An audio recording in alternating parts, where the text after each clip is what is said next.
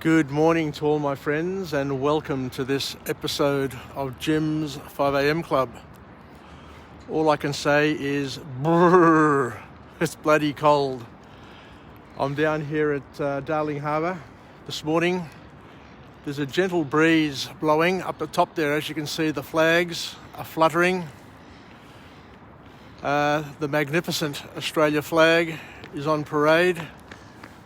But it's a very, very cold winter's morning. Looks like it's going to be a clear day, possibly an awesome sunrise at about 7 o'clock. And I'm going to training today, so I'm going to be down here at Piermont undergoing some training. So what I thought I'd do is go on a walk and talk. I've come down to the city a little bit earlier. Training starts at 7:30.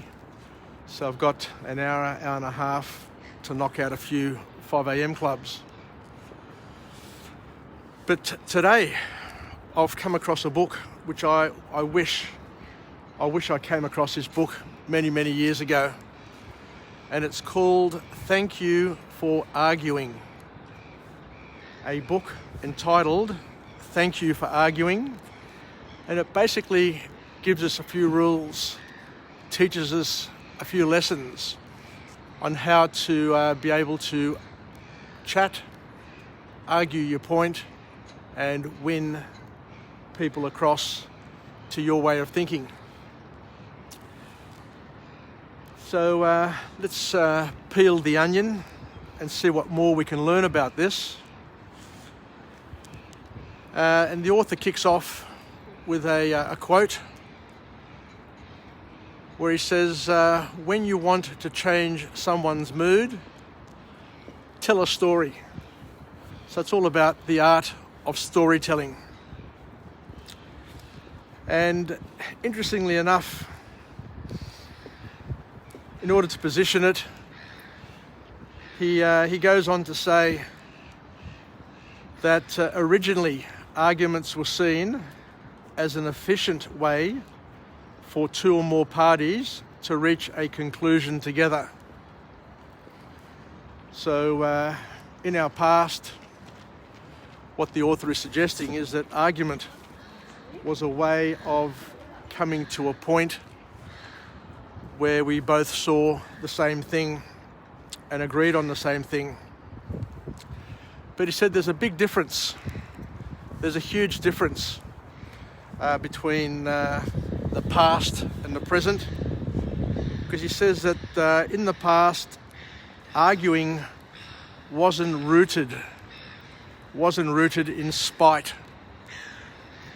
So there's a change in the way we look at the world, the way we look at each other, and the way we debate things and talk about things these days, according to the author.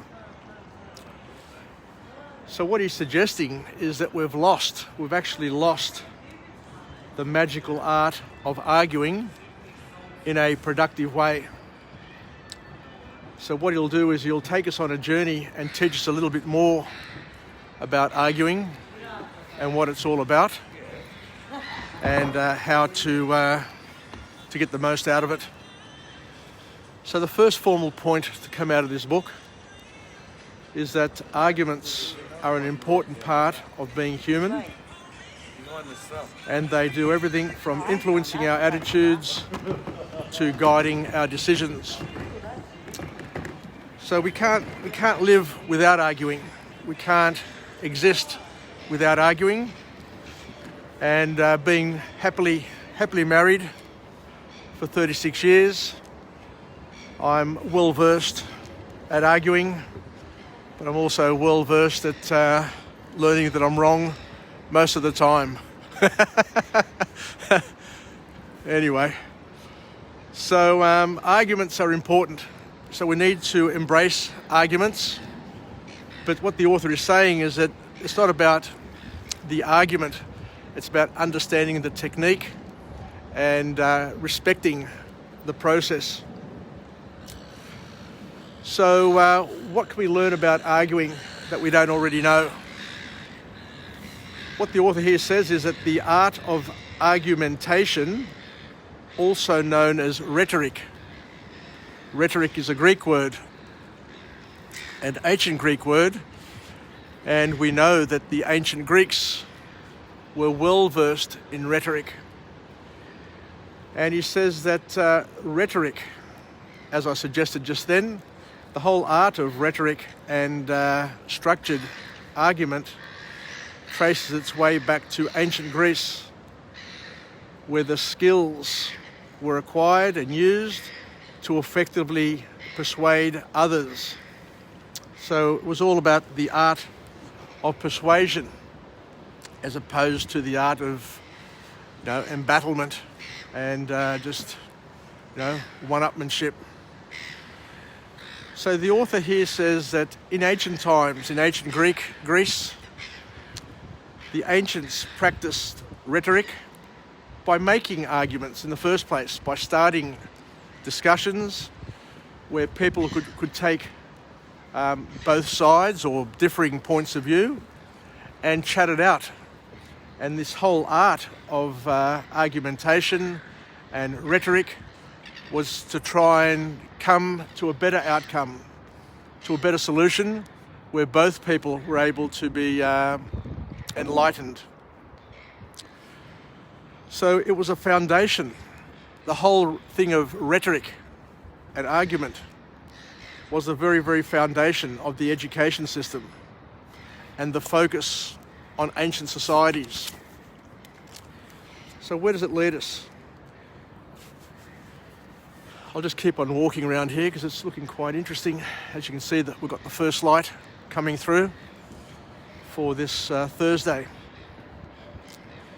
So the author then goes on here to tell us a little bit more, and he says that there is a misconception that an argument needs to come to an agreement. So you don't really need to agree on anything, according to the author,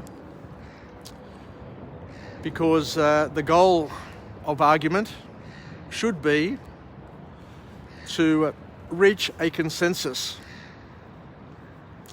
The goal isn't to win, but to win your audience over. So that's a different way of looking at arguments. And we often argue in order to win, but if you haven't won your audience over, then you've basically wasted the opportunity, according to this author. And I look back on reflection, as I said before, being married 36 years, being with my long-suffering, beautiful wife for almost 40. A lot of those arguments that I engaged in were ones where I didn't get to win my audience over. And in certain ways you look back and say, well, what a waste of time it was, fighting, arguing, taking opposing views on things that, when you look back, weren't even worth the while to upset each other. So on that very, very point, the author makes the following point, where he says that couples who divorce and couples who stay together. Stay with me on this point. This is a very, very important point. Couples who divorce and couples who stay together basically have a similar number of disputes on average throughout their relationship. So it's not about arguing. It's not about the number of arguments or the number of times that you cross swords. But what he says here is that the difference between the ones that divorce and the ones that stay together is that the ones who stay together are the ones who come up with a shared outcome. They agree on something, they reach consensus, and they respect that consensus or that differing view. So it's all about fighting versus argument. So obviously fighting and just being opposed to each other just for the sake of politics, of one-upmanship, is damaging and can lead to divorce, separation. hatred. You understand what I mean? So the author then goes on to say a few more things, where he says that an ancient Greek philosopher, the third in line, so it was Socrates, Plato, and Aristotle. Aristotle said that the whole art of argument and persuasion, he said, in his words, that we need to acquire and leverage the art of seduction. How sexy is that? To be a good debater, to be a good persuader, to be a good arguer, you need to learn how to seduce your audience, as opposed to raping them, I guess is one way of looking at it, or tying them up and basically forcing your view upon them. So the art of seduction, as opposed to the brutality of rape and pillage. So it's an interesting and a beautiful way of looking at it. I hadn't seen it like that, but it's very, very appealing when you see, or when you think of, that when you're talking to people, when you're discussing things, it's not about forcing them to take your position and to understand your point of view, but to seduce them, to leverage all of the senses, all of the skills, to bring them to want to see and the same thing as you. So the art of seduction, for those who are getting old and have forgotten about it, is that you need to get your partner, you need to get the other parties to want the same thing as you do. I love that. The art of seduction is getting the other party to want the same thing that you do. And in legal terms, or in debating terms, it's called to reach consensus. Really powerful stuff. I've really, really enjoyed this book. It just never ceases to amaze me. You pick up a book and you look at the cover and you go, well, what's this book going to be all about? What am I going to learn from this? And then you just delve into it, and before you know it, it ends up being one of the best books you've ever read. And as I said before, it's one of those books where I say to myself, I just wish I'd come across this book earlier in my life, but we can still learn from it. So then the author goes on to talk about the art of debate and the art of argument. And he says that one of the keys that we need to do is to identify the core issues in order to reach a cordial resolution. So reaching and understanding and identifying the core issues should be the goal of every argument and every discussion. So if you're not looking for the core issues, the things that stand out as being different, that you can start to peel and unravel, then you're wasting your time.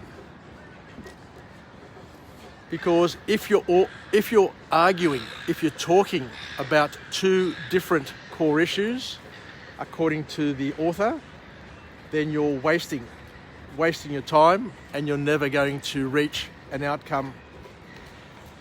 So Aristotle, the great philosopher, said that all arguments, listen to this one here, all arguments are based on one of three issues.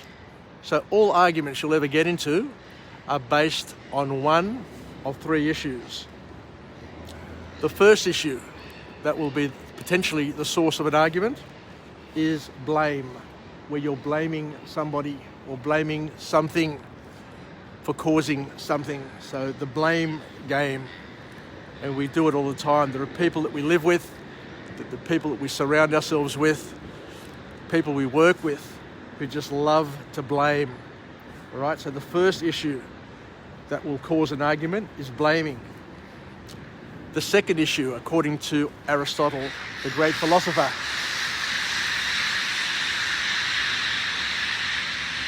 how wonderful is that? The seagulls are up and around. Geez, lucky I didn't get seagulled with their poo. Anyway, so good morning everybody. The seagulls are up and out and about. So the first one is blame, the second one is values, and the third one is choices. Right, so they're the three reasons, according to Aristotle, that people will argue. So let's look at these a little bit in detail. Because what the author then goes on to say, according to Aristotle, is that the different types of arguments that you'll get into correspond with a different tense. What does he mean by this? So if we're arguing with somebody and we're not coming to consensus, if we've got different points of view, it could be because we're expressing a different tense. So what he says, and listen to this one here, he said that if you're in the blame game, then you're focused on the past. All right? If you're in a blame tense, then you're in the past. If you're talking about choices, or if your argument is about choices, then you're focused on the future. And if your argument is based on values, then you're in the present. So the author then goes on to say, and this is a very, very important point for each and every one of us, if you want to find resolution in an argument, when you're discussing something, when you're debating something, and you want to bring consensus and bring both minds and both parties together, you need to be in the same tense.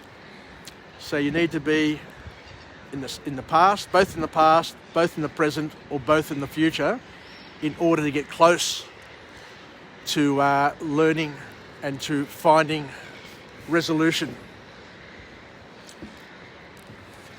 So the last point from this wonderful book, and sorry I've been chatting for a little bit longer than what I normally chat for, but there are some powerful lessons that each and every one of us, regardless of our age, can pick out of this book summary, and can help us a lot in our lives.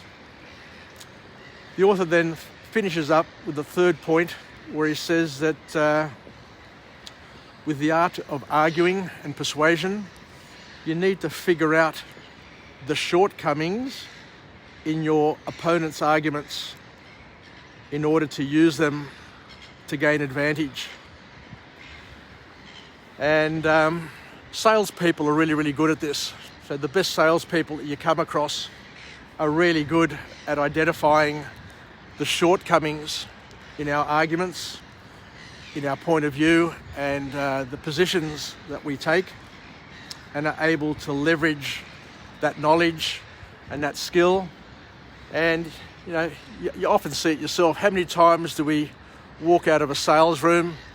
Now you go looking for clothes, and before you know it, you've come out with a whole wardrobe, because the salespeople are able to get us to buy things we don't even need. So the sort of things that they use against us, and that you can possibly use against other people in order to win them over, is to look for bad logic in what they're saying. Things that don't stack up, things that don't make sense. So one of the first things one should do when they're involved in a discussion, in an argument, in rhetoric, is to identify bad logic and to highlight and show that what the other person is saying doesn't stack up, from a logical perspective, because A plus B, makes C or doesn't make C, or whatever it is, to try and identify the logical flaw in whatever the other person is discussing and saying. And the second thing that we should be on the lookout for when chatting to people is to look for things which are false comparisons. When people use an example and that example doesn't stack up to scrutiny, and you can pick away at the assumptions and highlight to the person you're debating, you're arguing with, that it's a false assumption and it's not a valid way of using as an example to prove any point. Anyway, so thank you very much for joining me on this early winter's morning, this cold winter's morning session. My fingers are numb, but I'm excited. I've been able to get out yet another 5 a.m. club, been able to get through another book where we can live, learn and pass it on so that we can be partners in each other's development. Because at the end of the day, we all need to be the wind beneath our wings and learn and use that knowledge to springboard and to use as a foundation and as a basis to help us get through the many challenges that we all face.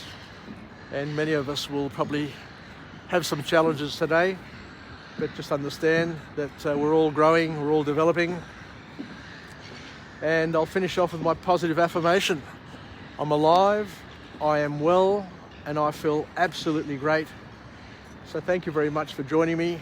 I look forward to coming to you from a different location, with a different message, because as I say time and time again, the objective of Jim's 5 a.m. Club is to highlight and showcase the beauty of this city of Sydney, this magnificent city of Sydney, and to overlay it with a message of empowerment that will help each and every one of us live a better quality day, and to enable us to, as I said before, be the source of joy, the source of strength to those around us who may need it more than what we have or than what we need it today. So Yassas, take care, and we'll chat again. Bye for now from Jim's 5 a.m. Club.